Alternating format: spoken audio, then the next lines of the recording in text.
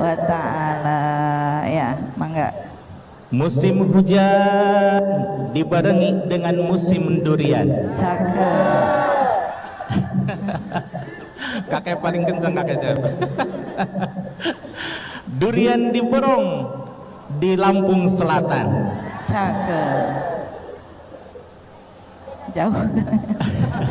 Kejauhan. Mana di mana pusat keramaian yang menjadi pusat kajian? Oh, ternyata adanya di Mall Metropolitan.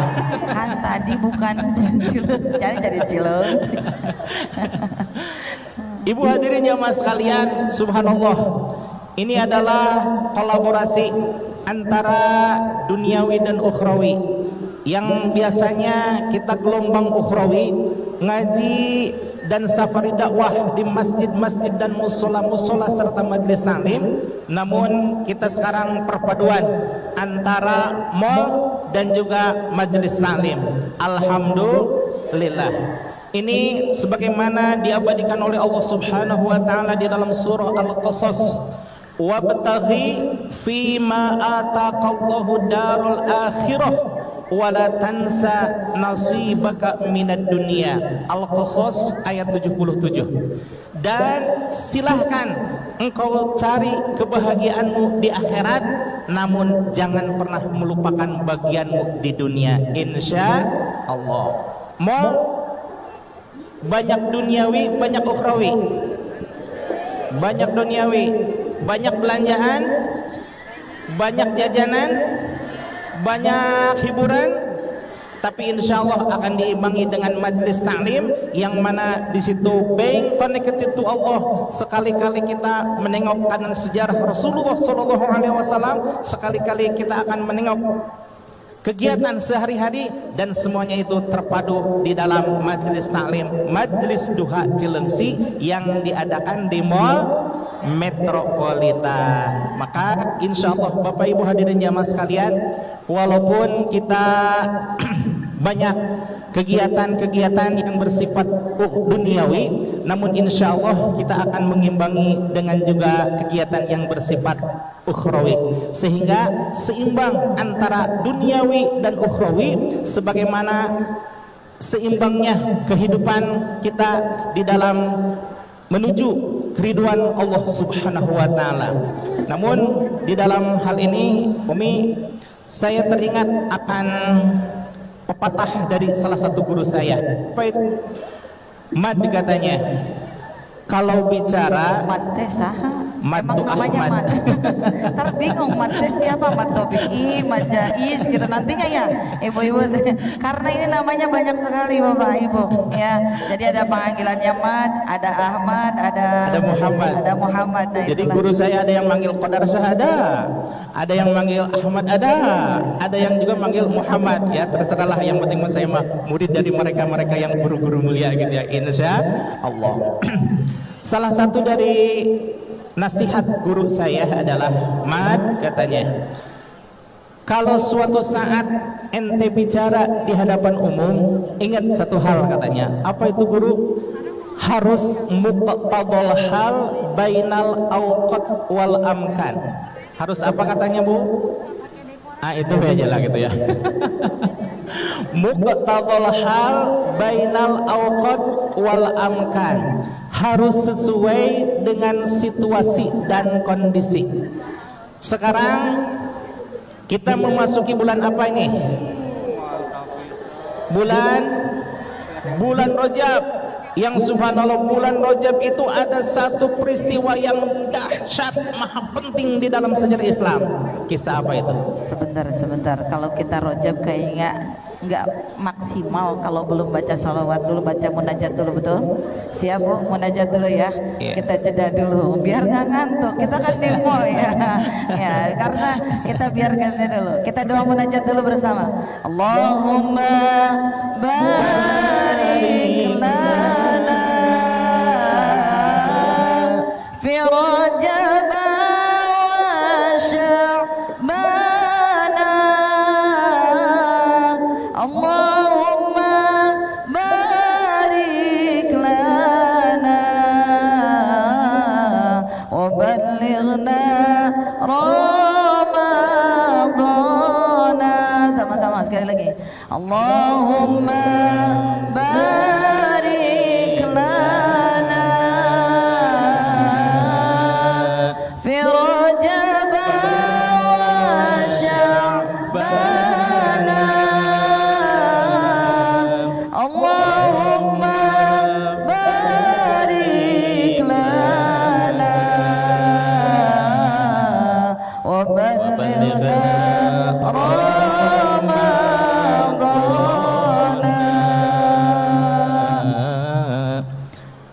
Mugi Gusti ngabarokahan dina Rajab sareng Sya'ban. Mugi Gusti ngadugikeun urang sadaya kana Ramadan. Ngerti tuh Bu, pokok nama Eta. Oh ya, ya terjemahannya ada di bawah. Bahasa planet keluar. Ibu hadirin jamaah sekalian, ada satu tema yang selama ini jarang untuk disentuh ketika kita mengkaji bulan Rajab. Apa itu? Menapak di bumi dan being connected to Allah. Apa maknanya? Ketika kita melaksanakan sholat 5 waktu, wabil khusus subuh, duhur, asar, maghrib, isya. Maghrib dan isya itu kita melaksanakan syariat sesuai dengan tuntunan Rasulullah Sallallahu Alaihi Wasallam. Katakanlah kita melaksanakan sholat subuh, usolli fardhu subhi rakaataini mustaqbilal kiblati ada ma'mumal. Saya sengaja mengucapkan kalimat makmuman, hakul yakin semuanya pada makmum semuanya ya. Alhamdulillah, baik di masjid, musola maupun di rumah. Ada makmumal lillahi ta'ala. Ketika kita mengucapkan Allahu Akbar, sesungguhnya kita teringat kepada salah satu hadis Kangjeng Nabi Muhammad sallallahu alaihi wasallam bahwa as-salatu mi'rajul mu'minin. Salat adalah mi'rajnya kaum mukminin. Kalau dulu Bu Ibu dulu ya, Kangjeng Nabi Muhammad sallallahu alaihi wasallam Isra wal Mi'raj bagaimana Bu? Isra wal Mi'rajnya Kangjeng Nabi Muhammad sallallahu alaihi wasallam tentu saja birruh wal badan. Ruh dan badannya. Tentu kita berpikir kalau ruh dengan badan, bukankah Rasulullah sallallahu alaihi wasallam dikisahkan menembus atmosfer sampai ke Rafrafil Aftar, sampai ke Baitul Ma'mur, sampai ke langit 1 3 4 5 6 7 bertemu dengan Nabi Allah Ibrahim alaihissalam, bertemu dengan dan juga dinasihati oleh Nabi Musa alaihissalam, sampai akhirnya Allah memerintahkan untuk ekspansi ke setiap surga dan neraka, sampai akhirnya Allah mengundang langsung, yang mana bahwa malak Jibril alaihissalam tidak sanggup masuk ke ruangan tersebut karena di situ adalah Sidratul Muntaha yang dikhususkan untuk Nabi Muhammad sallallahu alaihi wasallam.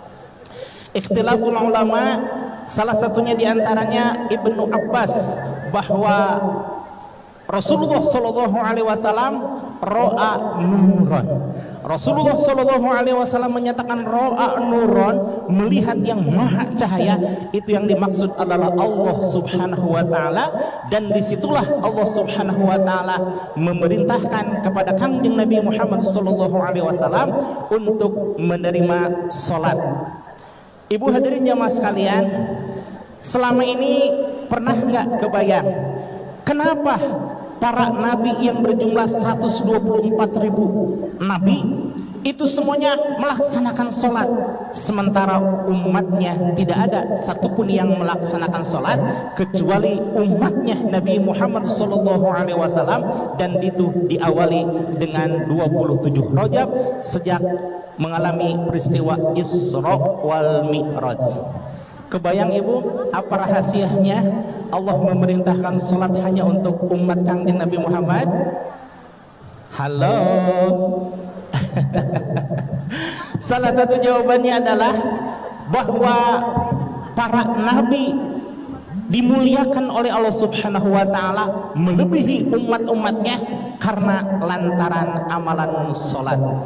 Allah ingin bahwa kemuliaan para nabi yang diberikan oleh Allah Subhanahu wa taala, kemuliaan itu terlimpah curah pula kepada umatnya Kangjeng Nabi Muhammad sallallahu alaihi wasallam. Alhamdulillah.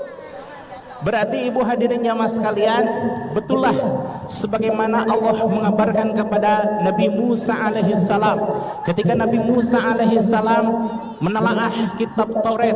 Ketika saat Nabi Musa alaihissalam menelaah kitab Taurat, Allah mengabarkan, wahai Musa, di akhir zaman nanti akan ada satu umat yang usianya pendek-pendek, kemudian tubuhnya kecil-kecil, dan amalannya amalan biasa-biasa saja. Tapi amalan yang biasa-biasa saja itu mengungguli semua umat-umat terdahulu. Masya Allah ibu hadirin jamaah sekalian, betapa Nabi Musa alaihissalam ketika dikabari tentang suatu umat yang dahsyatnya luar biasa karena satu amalan, maka kesengsramlah beliau ibu. Apa yang jadinya? Nah, Nabi Musa alaihissalam matur kepada Allah Subhanahu wa taala, ya Allah, kalau begitu jadikan aku nabinya umat tersebut ya Allah. Kira-kira jawaban Allah bagaimana, Bu? Tidak bisa, wahai Musa, engkau sudah aku jadikan sebagai nabinya Bani Israel, tidak mungkin aku jadikan pula nabi lintas daerah dan lintas generasi, katanya. Tapi Nabi Musa masih kesengsram juga. Ya Allah, kalau memang aku tidak bisa menjadi nabi dari nabi akhir zaman tersebut, maka jadikan saja saya satu bagian umat dari umatnya akhir zaman tersebut. Kira-kira jawaban Allah bagaimana, Bu? Tetap ibu, tidak bisa wahai Musa, engkau sudah aku jadikan seorang nabi, tidak mungkin aku turunkan derajat menjadi umat biasa-biasa saja. Nabi Musa alaihissalam masih kesengsram itu, Bu. Ini hebatnya ya, Nabi Musa istiqomah mengejar apa yang diridhoi oleh Allah Subhanahu wa taala. Satu permintaan Nabi Musa, ya Allah, kalau memang aku tidak bisa menjadi nabi di akhir zaman tersebut, dan juga tidak bisa menjadi bagian dari umat akhir zaman tersebut, pertemukan saja ya Allah aku dengan nabinya umat akhir zaman tersebut. Kira-kira Allah mengabulkan nggak, Bu? Mengabulkan tidak? Mengabulkan. Dalam peristiwa apa? Isra wal Mi'raj. Kira-kira berapa lama doa Nabi Musa alaihissalam dikabulkan oleh Allah Subhanahu wa taala? Kalkulator. Menurut pendapat dari Imam As-Suyuti, bahwa jarak antara Nabi Musa alaihissalam kepada Nabi Isa itu berjarak 1600 tahun, dan jarak Nabi Isa kepada Nabi Muhammad SAW berjarak 500 tahun. Jumlah jadi berapa? 2100 ditambah Isra wal Mi'raj, kejadiannya berapa? Ketika Nabi berusia 40 tahun, berarti doanya Nabi Musa alaihissalam Allah ijabah setelah memakan rentang waktu antara 2140 tahun. Allahu Akbar. Ibu pernah berdoa dalam hati, doa yang kemarin aja belum diijabah ya Allah. Ingat ibu hadirin mas sekalian, ketika kita banyak-banyak berdoa dan teringat banyak doa pula yang belum diijabah oleh Allah Subhanahu wa taala, ingat kepada kita kepada doanya Nabi Muhammad sallallahu alaihi wasallam, doanya Nabi Ibrahim alaihi salam, doanya Nabi Adam alaihi salam, teristimewa teringat akan doanya Nabi Musa alaihi salam yang memerlukan rentang waktu 2140 tahun. Maka insya Allah kita akan semakin bersabar dan juga ikhlas dan istiqomah ketika memanjatkan Nabi Adam alaihi salam. Katakanlah ada yang berusia 1000 tahun tapi kalah unggul dengan umatnya Nabi Muhammad sallallahu alaihi wasallam, walaupun umatnya taklim hanya sebentar, mencari malam-malam makai waktu itu kotak-kotak gitu ya. Hari Rabu garis-garis gitu ya. Subhanallah, betapa banyak amalan-amalan yang kita dapatkan dengan hanya menghidupkan majelis taklim dan majelis zikir. Insya Allah dengan ini pula kita diunggulkan dengan umat-umat yang lainnya. Walaupun kalau kita nisbahkan kepada Kangjeng Nabi Muhammad SAW, katakanlah usia kita sekitar 63 tahun ya, tapi yang 63 tahun itu berhubung ada taklim, berhubung jauh lebih baik daripada ibadah-ibadah yang lainnya, maka insya Allah umat Nabi Muhammad SAW jauh lebih unggul dibanding dengan umat-umat yang lainnya. Satu pertanyaan, itu keunggulan itu karena kitanya unggul atau karena ada berkah Nabi Muhammad? Berkah Kangjeng Nabi Muhammad sallallahu alaihi wasallam. Masya Allah ibu ya. Maka sujud syukur kita kehadirat Allah subhanahu wa ta'ala, kita dijadikan sebagai hambanya Allah subhanahu wa ta'ala yang insya Allah senantiasa ikhlas dan istiqomah. Wabil khusus kita dijadikan sebagai umatnya Kangjeng Nabi Muhammad sallallahu alaihi wasallam. Ya Rasulullah, ya Habibullah, ya Rasulullah, ya Habibullah, ya Rasulullah, ya Habibullah, ya Rasulullah, ya Allahumma salli wa sallim wa barik alaihi.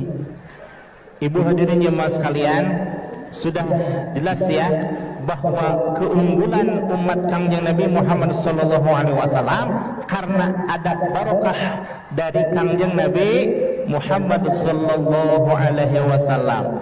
Ibu hadirin jemaah sekalian, betapa Rasulullah sallallahu alaihi wasallam siang malam lahir batin, dari pagi, siang, malam, isuk jegur, kasore jeger, subhanallah, semata-mata memikirkan bagaimana umatnya agar semuanya sa'idun fid dunya wa sa'idun fil akhirah, bahagia di dunia dan juga bahagia di akhirat. Ini tidak hanya terbatas kepada kaum muslimin wal muslimat saja ibu, bahkan kepada non muslim Rasulullah sallallahu alaihi wasallam betapa sangat sayang luar biasa. Dalam satu kisah dinyatakan bahwa Rasulullah sallallahu alaihi wasallam berdakwah ke suatu umat. Ternyata umat itu tidak menyambut dengan teh kotak, tidak menyambut dengan disediakannya kursi, tidak disambut dengan senyuman yang ramah tamah, tapi Rasulullah sallallahu alaihi wasallam disambut dengan lemparan batu, disambut dengan kotoran dan lain sebagainya. Masya Allah ibu ya. Tapi yang geram itu bukan Rasulullah sallallahu alaihi wasallam, melainkan siapa? Para sahabat sudah jelas geram mendapatkan junjungan Nabi Muhammad SAW di pelabuhan seperti itu. Yang paling marah adalah Malak Jibril alaihissalam. Subhanallah, bagaimana marahnya Malak Jibril alaihissalam? bukannya marah mah seperti marah kita mah disuguhan oncom ya insya Allah damang deh.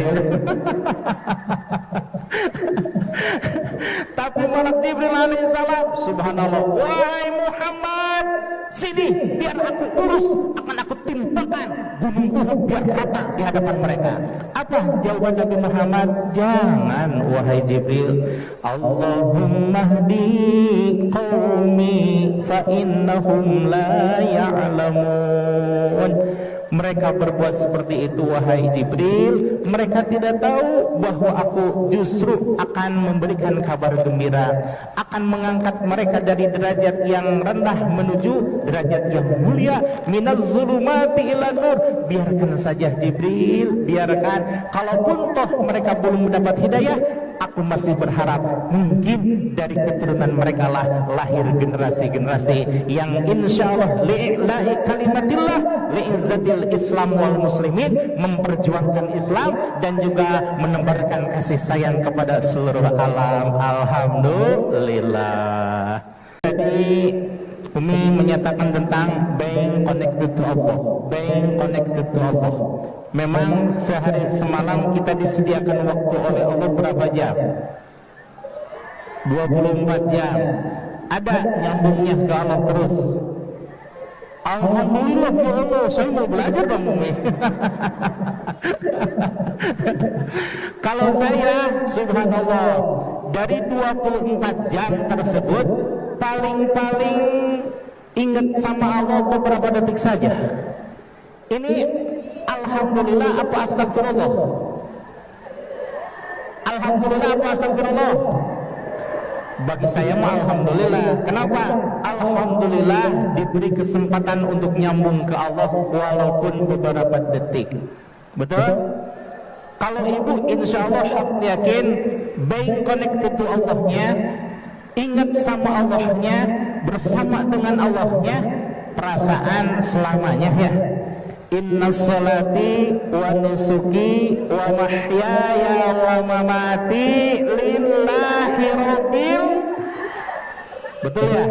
Sesungguhnya salatku, ibadahku, hidup dan matiku semuanya karena, semuanya untuk, semuanya atas izin. Alhamdulillah. Jadi aku yakin ya kalau ibu-ibu mah 24 jam, betul? Betul? Dilihat dari wajahnya kayaknya aduh ragu ini. Tapi ibu hadirin jamaah sekalian, ada resep yang paling jitu untuk senantiasa selalu bersama dengan Allah. Apa itu? Satu kalimat nih. Kalau lupa, ingatkan lagi. Kalau putus, sambungkan lagi. Ulangi. Putus nyambung.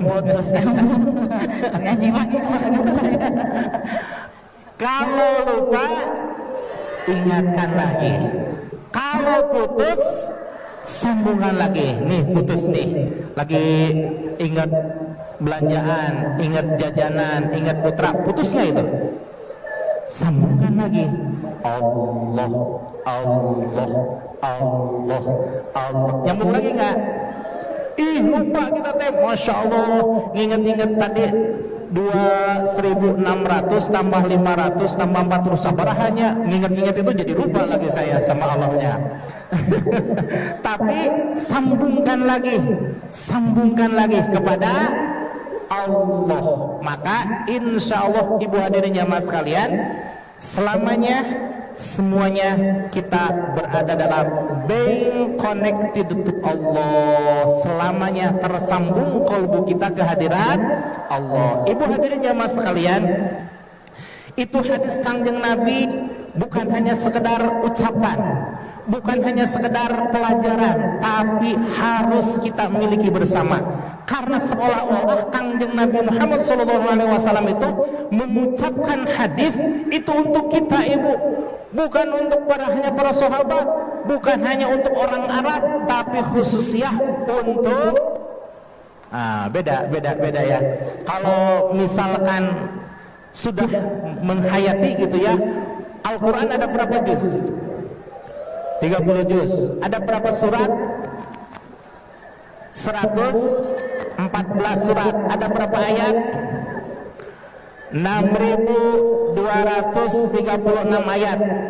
Ya, seandainya yang 30 juz itu Allah kirimkan khususiah buat kita nih ya, khususiah buat kita, bagaimana perasaan ibu dan hadirin semua sekalian? Berbunga-bunga kan? Subhanallah, ini surat cinta dari Allah Subhanahu wa taala. Betapa Allah memperhatikan kita. Maka subhanallah, kalau seandainya semua hadis Kangjeng Nabi, minimal yang satu itu aja lah ya, bahwa as-salatu mi'rajul mu'minin, salat adalah mi'rajnya kaum mukminin. Upaya dalam meningkatkan ruhaniyah kita saat-saat kita sedang sholat, ketika kita mengucapkan Allahu Akbar, kalbu kita being connected to Allah, menyambung bersama Allah, walaupun kaki kita napa di Cilengsi. Itu ibu makna hakikatnya, bahwa kita bersama dengan Allah itu bukan berarti kita harus berada di masjid selamanya, bukan berarti kita harus baca Quran terus menerus, bukan berarti kita harus zikir di mana saja, kapan saja, dan dalam keadaan bagaimanapun. Tapi suatu saat kita ada momen-momen tertentu ingat kepada Allah, maka disitulah hati kita, kalbu kita being connected to Allah, menyambung dengan Allah ya. Bisa ibu latihan, bisa ya.